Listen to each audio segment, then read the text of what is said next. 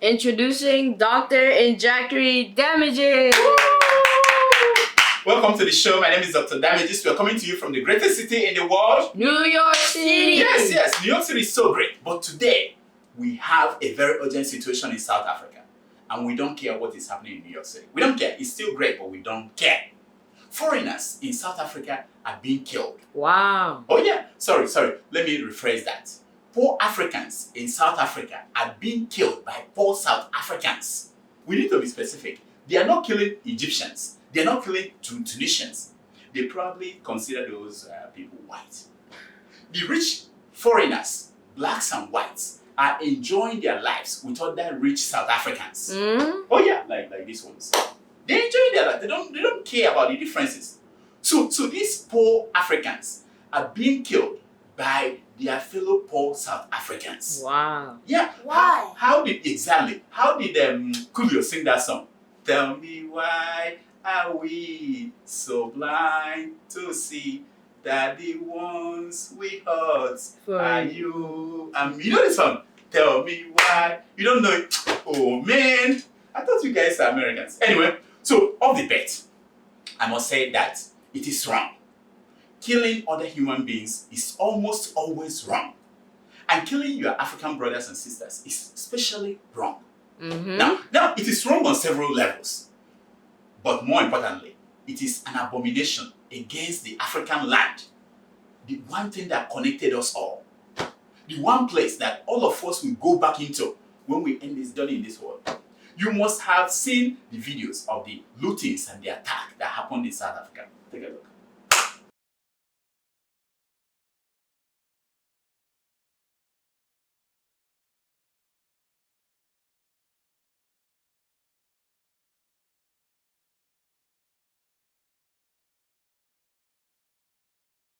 Is it not unbelievable? Unbelievable. I must say that this is not the first, the second, or the third time that this has happened in South Africa. And sadly, it won't be the last. The question for us Africans is, how do we respond to it? In moments like this, we do not have the luxury to wonder why poor South Africans are doing these bad things to their poor African brothers and sisters. It does matter, but we are mostly too angry and too emotional to think of that now. We want it stopped, and we want it stopped now. Now, yeah. I know we don't want to hear this because the truth is that it won't stop. It won't stop. Not now, not in the nearest future. No, it won't stop. So what should we do? A lot of people have made their opinions known. Let's hear from some of them. But those of you in South Africa, you're watching me, and I've been told that I am like a hero in South Africa. There has been 2 videos that I've watched about Yoruba being attacked in South Africa. Yoruba don't do crimes. We don't do crime in your country. It is the evil who are involved in criminal activities in your country. Wait. Maybe I did not define the kind of reaction that I meant. I meant people coming up with solutions. Watch. I understand we have been able to expose to you that there's a huge difference between the Yoruba and Igbo.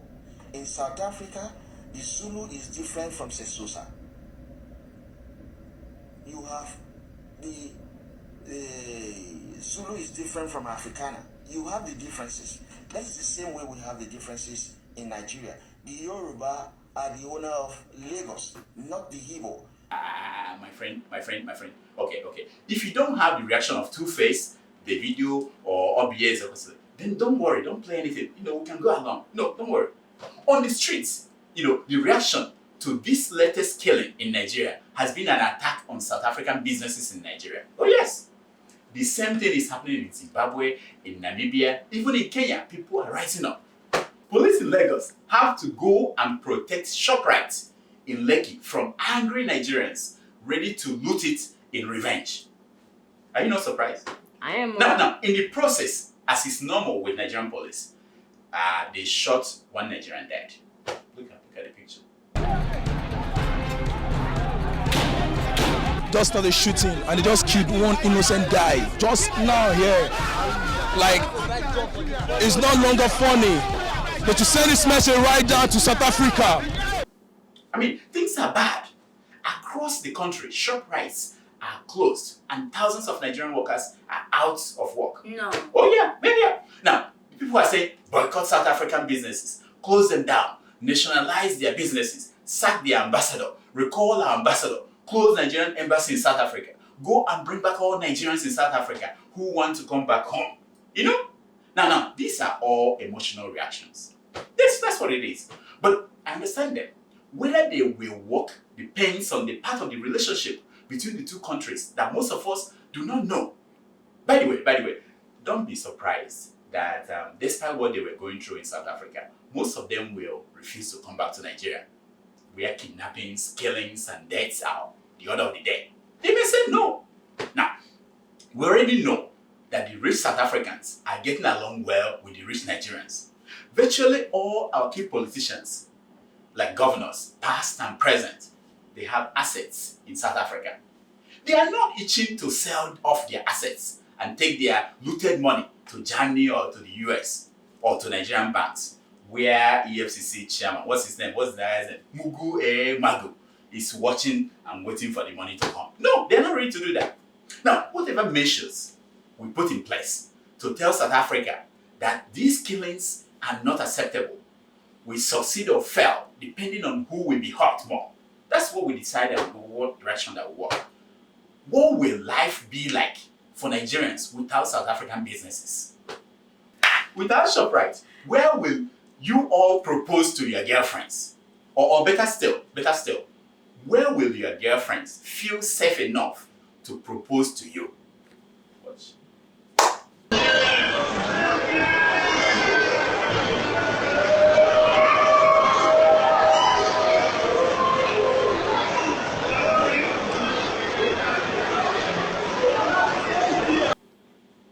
Did you see what happened there? No. The point is this. Without multi-choice or DSTV, where will our wives and girlfriends watch Spanish soap opera? Where will they watch it? Do you know how many marriages survive because our women have ignored their realities and are now lost in the fantasy world of Latino soap opera? How much is the volume of the business between Nigeria and South Africa? And who will suffer more? Should we disrupt it? These are questions. In 2016, South Africa exported goods worth $438 million to Nigeria, compared to $2 billion in imports from Nigeria, mostly Nigeria's oil. 98% of it Nigeria's oil. Now, the US is not buying our oil anymore. If South Africa should stop, what will happen? Tough questions. But questions that we don't care to ask now. We don't care. We want action, and we want action Now. Now, here are the reasons why we cannot wait for logic and rational thinking. One, they are killing our people. Watch. That has spilled, like here in central Johannesburg, into running street fighting. I was actually thinking of something else.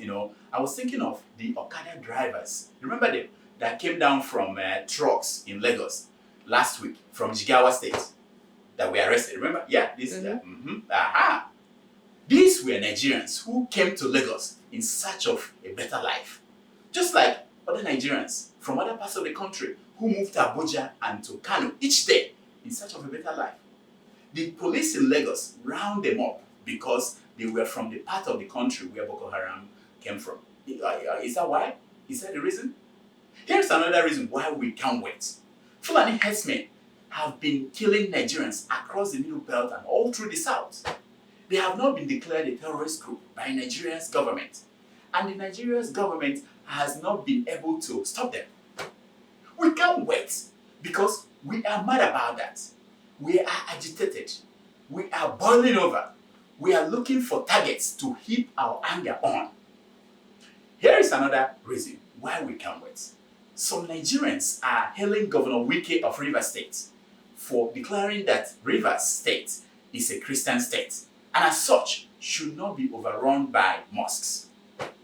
As if given the number of churches in Sokoto State, that Rivers State can withstand the same number of mosques. Do you think that it can happen? Those who are happy to stop other Nigerians in their neighborhood from drinking alcohol at any given day or eating food during Ramadan are mad that Rivers State government retook a prayer ground that they were hoping to turn into a mosque. We cannot wait to hear how black South Africans are yet to overcome the psychological and cultural damages due to apartheid and 25 years of failed black leadership. We cannot wait to hear how poor South African blacks lost the sense in Ubuntu, Nugumuntu, Nagabantu. That is, a person is a person by means of other people. Atulowa, Atulose. It is the failure of governance across Africa that is biting us in the butt. And it is just the beginning. It is not about Nigerian men taking South African women from their men. It is not about Nigerian men selling drugs to South Africans. And it's not about Nigerian doctors taking jobs in South African hospitals. It is simply a leadership failure. 6,000 European families in South Africa own 65% of agricultural land in South Africa. And poor South African blacks are killing poor African immigrants for being the source of their problem.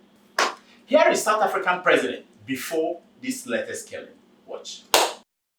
Everybody just arrives in our townships and rural areas and set up businesses without licenses and permits. We are going to bring this to an end. And those who are operating illegally, wherever they come from, must now know. And here is South African president after other African countries started to pull out from events in South Africa. Listen to him. Died at the hands of men. These killings have caused great pain and outrage throughout the country because odds of such brutality. Let's start again. I made a mistake there.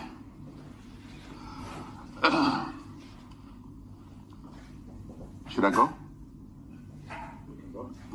My fellow South Africans, our nation is in mourning and pain. I can understand if we don't know what democracy means, what nationhood entails, and how to keep black beautiful. But that we have lost our humanity, that we now relish man's inhumanity to man, makes me ask, who did this to us? Who did this to us? Who? Yeah, exactly. Did you listen to the man? Now, here is my concern for today. It's taken from page 419 of the book, Why We Can't Wait by Martin Luther King Jr.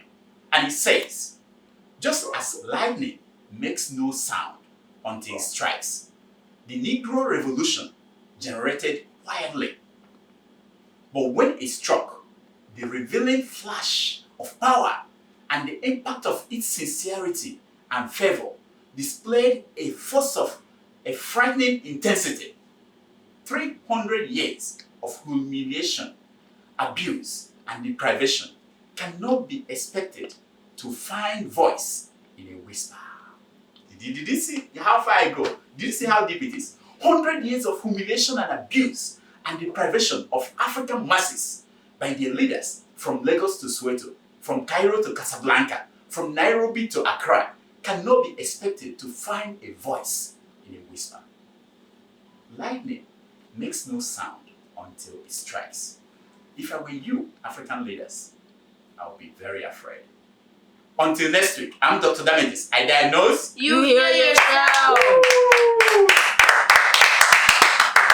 I know. This week was really, this is urgent. This is serious issue. We don't have time to laugh. But I want you to subscribe because we're about to approach our 10,000. I want us to hit 10,000 subscribers this week. We need you to. I'm waiting now. Wait for you to subscribe because we need power of the people. This is a critical point in Africa. People are rising up about all the injustices they've been dealing with for years. Okay, I'm watching. Thank you. And remember, you get $10 if you use Web to send money. Mention the code, Doctor. Ha! Hi, I'm Dr. Damages. Do high fees damage your wallet when you send money home? I've got the damage control. Use Wave for no fee transfers. Remember the promo code DOCTOR for $5.